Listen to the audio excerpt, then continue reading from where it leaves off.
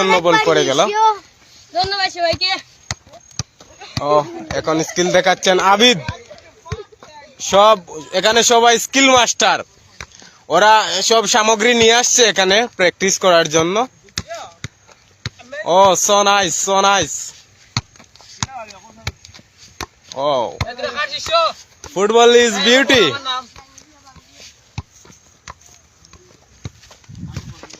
O my God, এখনো ball পড়তেছে না, ভালোই বল কন্ট্রোল করতেছে। আসলে এই ফুটবলটাকে যদি ভালোভাবে পরিচালনা করা যায় এবং খুদে ফুটবলার যারা আছে এদেরকে যদি খুঁজে বের করে এদেরকে যদি যথেষ্ট সুযোগ দেওয়া হয়, তাহলে অবশ্যই আমাদের বাংলাদেশে ভালো উন্নত মানের প্লেয়ার ক্রিয়েট হবে, এটা আমি মনে করি।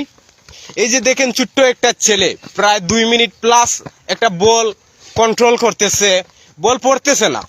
তাহলে আমরা আসক্ত মেসি, নেইমার আর রোনালদোতে।